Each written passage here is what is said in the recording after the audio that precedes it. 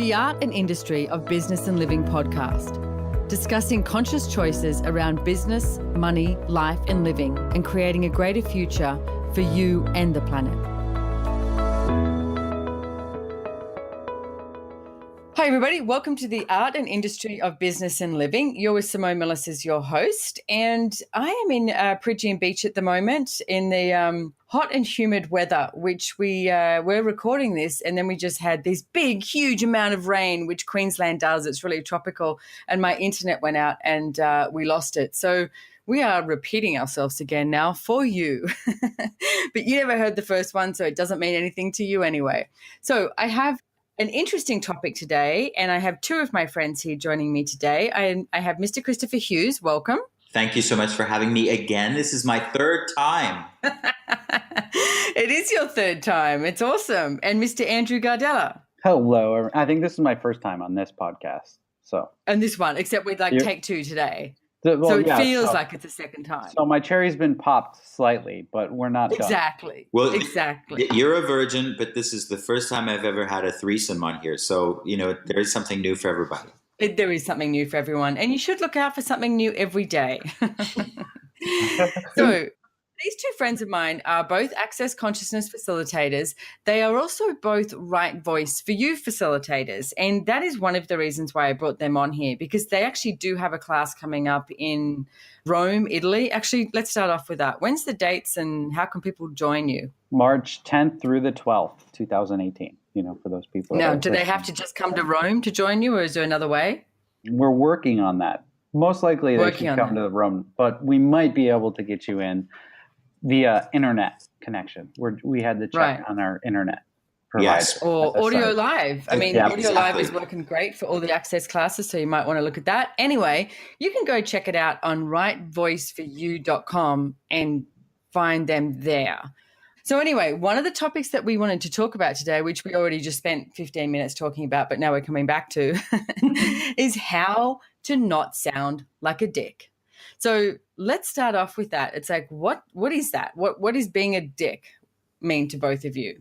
Well, that's an interesting one, because being a dick, from my point of view, is when you're always right, your point of view is the only thing that matters, and everyone else is wrong, and everything has to be about you. And it's when everything has to stop and everyone has to stop sort of collaborating and co-creating so that they can all pay attention to you and hear your point of view and do things your way. That, to me, is being a dick. Andrew? Well, now that this is my second time, I'm really prepared for this. I think, I'm going to steal a little bit from you, Simone, since we already talked about this and it's fresh in my Go for it. mind. I'll come up with something new. But I really liked, what's in the, I'm a Being You certified facilitator too. And they stole, in our contract, it says, don't be a dick under one of the things. And they actually stole it from the Joy Business facilitator contracts, which you put in. And I think it's really kind of, obviously subjective, but what does that mean? It's just like when you're actually being unkind to people and saying something that either they can't hear or they can't really deal with at that time. It's like, there's a time and a place to say some things, and there's a time and a place not to say things. And I think, you end up sounding like a dick when you say things that shouldn't be said. Yeah, I agree. And that's, as you mentioned, the Joy Business Facilitator training contract, we did put that in there, don't be a dick. And the whole reasoning for that was coming from the place of, don't disempower people. Don't talk to someone where they can't hear. It's like invite them to change. And you know what? Just because you have an awareness doesn't mean you have to do anything about it. Just because you have an awareness of what someone could choose doesn't mean they're going to choose it. And, I see so many people in the workplace, in life, etc., have an awareness of what someone could have and what they could be. And so what they do is this energy of like being in charge and being bossy and being a dick, basically, and telling someone what they should do, rather than, I think one of the greatest gifts that you can be in life is to allow people to choose when they choose. You can invite them to a different possibility, what we call wedge and walk, which I think, Andrew, you have a telecall based on that, don't you? 1-800. Yeah, I do. 1-800-WEDGIE coming up in April, it starts. Yeah. So what is a wedgie? Well, a wedgie is something that forces people to have a different point of view and makes them become more aware. So, From a place I see of choice, like not like a wedgie, like, you know what, you're an idiot, you should be doing that. That's a dick. Wedgie is more saying something that actually sort of nudges them, is the best way I can say it. I mean, it's a wedge of lemon. It's like wedge and walk. It's like, yeah, you give them a wedge and then walk away. And then they're like, what did he just say? yeah, and exactly. I think really because a lot of people, especially, started asking this when I posted the telecall, and it's like exactly you want to have something that actually creates a question in their world. Like it's not something that's designed to make them wrong. It's actually something that's you're looking to create a question in their world. Because if you're looking at making them wrong, you're just being a dick. But if it's actually about empowering them to have a different point of view or to have a different awareness or to create something different in your life, that's really what we're looking at when we talk about the wedge. I like that. So it's like, it's also what you said is when you're making someone wrong, you're being a dick. And I see so many people who would rather be right than have freedom. They would rather be, the person in the room who has the rightness of point of view and being a dick rather than actually empowering someone else and asking what their awareness is. I mean, we were just hiring people recently for something and I said, okay, so this is how the system is set up. And my biggest ask of you is what's your awareness? You coming in here, it's not about doing it like somebody else. It's like, what's your awareness? What awareness do you have that we have not yet instituted? What possibilities do you know that we've not yet asked for? Asking for someone's awareness is empowering them to a different possibility. Being a dick is being in charge and, telling them what they should be doing. Here's your to-do list. Get to work, that sort of energy. Yeah, wow. It's exactly, and that's the energy of leadership. When you are doing it from the point of view of empowering people and getting them to see another possibility and acknowledge the greatness of themselves, not you patting them up on the back and blowing smoke up their ass and telling them how wonderful they are. And again, that's just telling somebody who and how they are, as opposed to creating question in their world, as Andrew's talking about with his wedgie calls. It's like, what if that was the point of the job of a leader was to create question in the people around them and to get them to look at different possibilities as opposed to assuming that everything is as they think it is. And that's what being a dick is that whole thing of like, no, this is the way it is. And instead of doing leadership like that, doing control to have their point of view and micromanaging everyone so that everything falls in line to how they think it ought to show up. So if we identify the places that we look at where people do, sound like a dick, and we've spoken a little bit about, the quote unquote reasons why they would choose that. And if someone's listening to this and they're like, damn, that's what I choose, how can they go about changing it? Well, you have to, again, get them to the point where they're starting to question themselves. And sometimes the most effective way that I've seen through, all of us share this great friend, Gary Douglas, the founder of Access Consciousness. And one of the things that's really struck me lately, watching him operate with staff and with people around him and working through the myriad of projects that are happening with Access Consciousness, is there are times when he will get people to defend their point of view so they have to start looking at it. He will be aware that someone is being a bit of a dick and unwilling to see another possibility, and they're being rigid in their rightness. And he will get them to almost be more rigid in that rightness, using wedgies, using questions, so that they have to stop for a minute and go, oh, wait, oh, gosh, I am being a dick here, and get them to start to reflect a little bit. And the thing that so often works the best with that is question. Like, to give you an example, I saw Gary do that with someone where he asked a question of them that may have seemed like confrontation, but all he said to them was, so can I ask you a question? Why is it that you think it's all right to treat people the way you are? And they had to go, and sort of backpedal a little bit to go, oh, wait a minute, how am I treating people? Oh, why do I think that's okay? Oh. And this... Or defend it, as you said. Yeah, or defend why they're right. And then once they've defended why they're right, if they're willing to look at another possibility, you have a dialogue started there or a conversation where instead of just being two hard dicks jousting, you get to actually receive a different point of view. Send a good visual there, Chris. Yeah.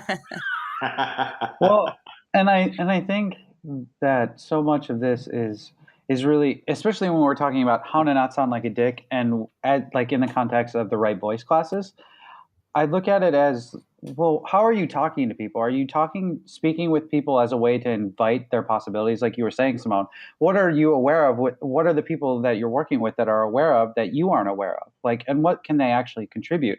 Because if you're talking and speaking in a way that invites contribution and invites people to have their voice in the world, that's totally different than, when you're speaking in a way, this is the way, this is how you're going to do it, and you're shutting out all possibilities besides what you have decided is going to work. Yeah, which is why it's so funny that the title is Right Voice for You, because it's not about having the right voice and doing it the right way and doing it your way or my way. That is the point. It's empowering people to see what their voice is and where their voice comes from, not teaching them to do it the right way. Yeah, and I want to bring back a little bit to what you were just talking about before, Chris, too. And that whole place of like what Gary does do is giving someone choice, because what I've seen most of the time when someone is being a dick and they're disempowering to someone, it's usually about them. They usually have a judgment about themselves. Like, they shouldn't be the CEO. They shouldn't be the boss. They shouldn't be, leading this project. So they have a judgment about it. So what they usually do is tend to be a dick and have that, be projected at somebody else rather than actually, I love that when you said that, Gary said, can I ask you a question? Is there a reason why you are treating people like this? Because if that is you and you're listening, please look at that. And it's like there is a level of courage to have that much vulnerability to look at things like that and go, okay, so why am I treating people like this? What is creating that? What have I decided is so right about that? And have a look at it and use the access conscious clearing statement and say, okay, so everywhere that I've decided that this is right, destroy and uncreate it, right and wrong, good and bad, POC and POD, all nine shorts, boys and beyonds. And what if you started looking at how you would like to be treated in the world? Like, what if you treated everybody in the world the way you would like to be treated?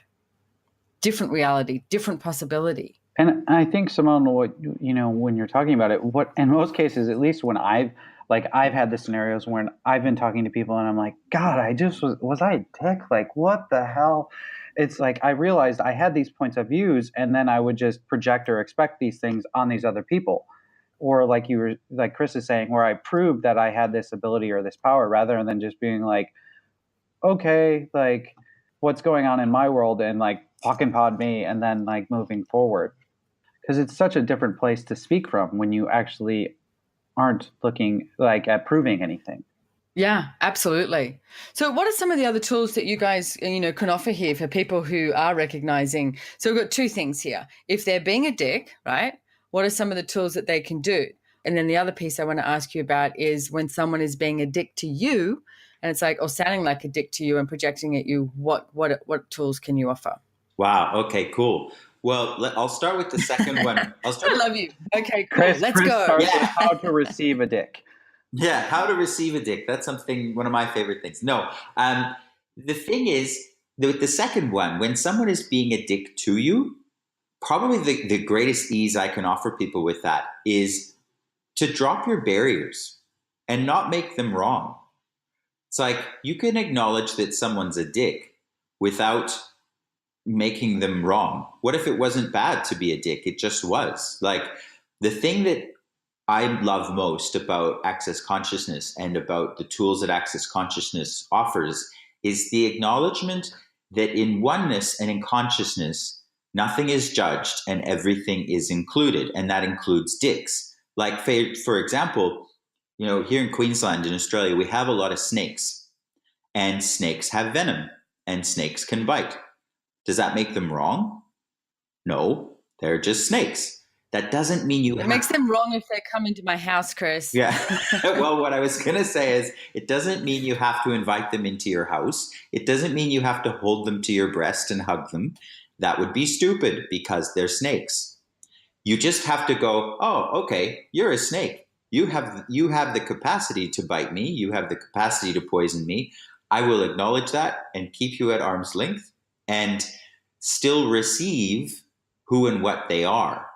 It's like with someone being attacking or someone being abusing, you don't have to be a doormat and take it. You're allowed to speak up for yourself and have your voice and say, you know what? That doesn't work for me. But if you do that from wrongness, if you do that from resistance and reaction, and you will create more conflict and the situation will escalate and it will become more intense. But if you don't actually have a charge on it, if it's not wrong, it's just you stating what is for you, usually the whole situation just sort of diffuses. Like there's this awesome lady that I know who's now the 2IC or second in command for Right Voice for You. And we were doing a Zoom with her and we were asking, what the tools of Right Voice have created for you. And she said, well, I've never actually taken a Right Voice class. I'm just an intern at the moment. But, listening to you guys talk, I've always had this really difficult relationship with my stepmother. And she's been horrible to me my whole life. And listening to you guys talk, I finally decided to just turn to her one day when she was being like this. And I said, you know what? It really doesn't work for me for you to talk to me this way. We're changing this now. Not from a space of you're wrong, I'm right, but it did totally diffuse the situation and change it. And now her stepmother treats her totally differently because she was willing to have her voice and go, no, that's not okay. Right. That's cool. That's awesome. I love that. And that's what it should be. It's like, yeah, that's not okay. Like no one should treat you differently or badly. I mean, Nelson Mandela, his biggest thing was like, everyone is the same, and not the same as in all hold hands and sing kumbaya. It's like, but no one should be treated as less than. Yes, people are superior in certain levels of, I can't cook in the kitchen, but my partner can, so he's superior to me than that. But no one is less than. And you shouldn't allow yourself to be treated as less than. Yeah, exactly. Now I talked so long that I don't remember the first thing that you asked about that you wanted The first part that I asked about, and Andrew might have something to add too. The first part I asked about is if you're listening to this and that's you, because as I was saying, I get the energy that most people who are being a dick and sounding like a dick, it's something that they're judging of themselves. So how do you come out of that? How do you sort of stop being like that when you notice that you're doing that and you go, you know what, I'm doing it again. All right, so why am I creating this? How am I creating this? And how can I change this? I think what Chris said, just about how to receive a dick, the first thing is just drop all your barriers. It's the same for when you actually realize you are doing this. It's just drop your barriers and be vulnerable with it and have a moment of like, because we have all these different questions and all these tools. So one of the things I would start with is like, and I have started within the moments. I'm like, okay, who am I being right now? Because it's like, great question. It's like, did you learn that from one of your parents or from one of your grandparents? Because for a lot of what we see in the access classes, whether it's Right Voice or whatever, is where we have these things showing up in our lives where we're not actually being us. It's we duplicated or we bought it from someone else because they did it to us so much that we thought that was the way you had to be. And so, right. Just that question of like, okay, who am I being right now? Oh my God, I'm being my dad, or oh my gosh, I'm being my grandmother. And you can just, okay, everything that is right and wrong, good and bad, POD and POC, all nine shorts, boys and beyonds. I would really start there with it. When you're being a dick, you're looking to prove something. So it's just like, okay, well, what am I looking to prove here? Like, okay, and just go down the list. You could have a list of like, okay, well, I'm looking to prove I'm in charge. And please realize anytime you're trying to prove anything, you've already decided the opposite. So somewhere you have a point of view that's the opposite of it, and then you're looking to overcome it with like force. And that's really what really helped me in a lot of these scenarios when I realize I'm like being a dick or I'm just talking to someone in a way that I was like, I could have just been kinder, or I could have I have to do something different. That just did not work. And I'd be like, okay, well, what was I looking to prove? And I'm like, oh, that I was in charge, or that I know about this. And then Gary's, one of the things I love, he said, is like, whenever you're proving anything, you've already decided the opposite. So I just like, okay, everywhere I've already decided that, I'm not in charge, or I don't know about this, or that I, whatever it is in your scenario, POC and POD it. And what's interesting too, Andrew, when you bring up the, what, knowing about this, it's so like joy of business. I've written a book about it. We've got classes all over the world. You can check out accessjoybusiness.com. I've got some coming up in Tokyo and Paris, and there's JCFs. And yet business is the one area that I've always like asked a question. I never, ever, ever go to the place if I know it and everything, because things change. And so how many times do you think that you're meant to know something, rather than one of the most empowering things to somebody else and to yourself is to go, oh, can you give me some more information about that? Or, how does that work? And it's like, what do you know about this? Ask questions and you will receive more information, rather than walking around that place, like you said, trying to prove something that that you already know. Where have you decided that is, the biggest tick off, the biggest star, the biggest, thing that you should be, is that you have to already know, rather than be willing to ask questions. So I think what we've been talking about too is like that's sort of the basis of it, is sounding like a dick and being a dick. So I love some of these tools that you've been mentioning. Am I trying to prove something here? And if you are trying to prove something there, it's like destroy and uncreate it, right and wrong, good and bad, pock and pot, all nine shorts, boys and beyonds. Again, ask who you're being. Who am I being here? Because sometimes you might be, oh, well, that's what my father did. That's what my mother did. That's what I saw my teacher do. So that you somewhere decided that's right. And then you start acting out like that. I mean, if you were being you today, it's like, what would you choose, rather than coming from that sort of energy? Yeah. The other one that would be great for this too is asking yourself, I love the one of what am I trying to prove with this? But I also like to ask myself, what am I defending for or against with this? Great question. Yeah. Because it's the defense thing so often, because it's similar to proving, where you've already decided something is so, or something about you is so, or you have a judgment that you are X, Y, or Z. Say you have a judgment that you're a dick. And then you need to defend the fact that you're a dick, or defend against the fact that you're not a dick, et cetera, et cetera. So that's another thing. If any of this rings true for you, that's great. Like this conversation has been such an awesome reminder for me, because I had this weird situation come up just this morning when I woke up around something that is actually like, I was looking at the situation and that it was bothering me. And I was going, this is like kids on a playground. Like we're fighting over our toys basically. And what is that creating in the world? I would like so much more than that to be my reality. And that's the same, that's the same thing.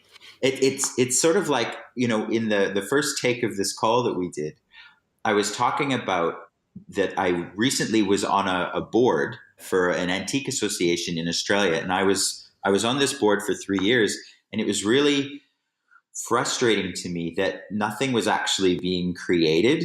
And we weren't really moving forward. And there was a lot of aggrandizement of egos and people scratching each other's back, but nothing was happening. And I was looking at it and I was going, okay, stay on this board or step off the board and resign. And it was so light for me to just go, yeah, I think I'm done. And I was speaking to a friend about it. And she said, well, I really get either you need to take over and start making them create a different possibility, or you need to step off. And she said, but honey, your dick is big enough. You don't need to be in charge. And I thought that was such a funny way of putting it. And it sort of speaks to what we've been talking about. It's like when you need to prove that your dick is that big, that's when you're really being a dick. And it's funny because you don't create anything in the world. I mean, no. If you look at that board and they're sitting around there, being a dick, not empowering anyone else. And it's like talking about these things, but not actually creating anything. I don't know about you guys. Well, actually, I do know about you guys. I know you guys pretty well in the sense of you're coming from the same place as me, as you would like to create something different on this planet. You would like to create with the planet, and you would like to empower people to know that there is a different possibility. So I am incredibly grateful that you guys are out there doing these classes. Andrew, you personally changed my life with the Right Voice for You class that we just had in Australia. From the conversation that you had with Gary and Chris, it was awesome. It was amazing. I went away going, oh my goodness, I look at Right Voice for You classes in a completely different way. So I would like to invite everyone out there in the world to attend Right Voice for You classes. There are lots of Right Voice for You facilitators. You can check them out on rightvoiceforyou.com. Chris and Andrew also have this one coming up in Rome in Italy, 10th of March, was it? Yes, the 10th and the 12th in March. It's like a block away from the Coliseum in this really cool theater with red velvet plush seats. It's such a cool venue. Very Italian. Yes, it's very Italian, and it's exciting because, as you said, from that class, like it's been clear to so many people with the feedback that we've gotten that Right Voice has become something so different than what it was. Yeah, totally. Because it used to be about being a dick. It used to be about being a star and being seen and being out there and learning to speak and sing the way you should. And we've taken out all the should. We've made it now about having your voice, whatever that is, and getting people to look at what their voice is in the world. It doesn't have to be their physical voice like I'm speaking with now, but whatever it is it through business? Is it through bodies? Is it through massage? Is it through accounting? Whatever that is. And the coolest thing was yesterday we had a call with Gary Douglas for our Platinum Right Voice facilitators, and they're the ones around the world doing the 3-day masterclasses like Andrew and I are about to do. And he said, the purpose of Right Voice is getting people to take off their masks. And nice. Yeah, I was like, wow, that is so the opposite of what it has been, where when you're being a dick and delivering your point of view to people of how they should be and how they should show up and what it is to be a star and be heard and be the center of attention. It's the opposite of that, actually. Well, and there's just this like insincerity, because what I got away, Simone, you were talking about, because you mentioned to me a couple of times of like, oh my gosh, thank you so much for asking your question in this class. It changed my life and everything. And I was like, but I did it for me. I was looking to get this thing. And I was like, and Chris has mentioned it to me a couple of times. So I've been really like sitting with it since this class in December. And I was like, oh my gosh, when I was actually willing to get up there and ask this question and be vulnerable and ask this thing, I was actually having a voice in the world. And that is actually my voice in the world. But it's not something where I would ever consider, that I would ever say, oh my gosh, because it wasn't me speaking to a bunch of people. It was actually me making a choice to change my life. And in that choice, like other people got to see it and to interact with it and to participate in it. And then that actually was a voice, my voice in the world. Yeah. So the willingness, and then it brings in the being you facilitator as well, because it's the willingness to be you and what you can create in the world. So it's like, what if no one could cut you down? I mean, one of the things that Gary talks about is, the willingness to be vulnerable is like being a marshmallow. You poke a marshmallow and it just goes back to its shape. And it's like, being vulnerable doesn't mean that you can be, hit, beaten up, abused. It's actually can be one of the most potent things in the world. So I want to thank both of you so much for coming on here today and talking about how to not sound like a dick. Still makes me laugh. It does. So thank you so much, Mr. Christopher Hughes and Andrew Gardella. I implore them to go to rightvoiceforyou.com and find out more about this specialty class. And I'd love for you guys to be, if you're in Rome, Italy, why not go there? And you can also contact Chris and Andrew. I'm sure they do private sessions. And if you cannot get to Italy, I'm sure there's a way that you can actually receive the class as well. So anything else you guys you working on it? Yeah, we're working on that. It depends on the venue a little bit at this point, but there have been a few people ask about audio live for this class. So if the demand is there, we're working on making it available for you. So keep they honest. Won't be able to sit in red velvet plush chairs though. No, they won't. Unless they have one at home. Yeah. Cool. All right. Anything else you want to say before we head off here? I just think it's hilarious that this podcast to me was so awesome from a title that we thought we were just taking the piss and having a goofy time. Yeah, I know. Yeah, well, it's got big stuff in there. So thank you so much for joining me, and I'd love to have you guys on again. And if you like these podcasts, please rate them and send them to your friends. Do whatever you need to do. Put it on social. I don't know, all of that stuff. Oh, and a shout out for Megan Hill. You can see her shows on whatelseispossibleshow.com. She's also got a podcast with some fabulous people on there as well. So be you, change the world. We'll talk to you next time. Thanks for joining us. You're with Simone Milasas on the art and industry of business and living.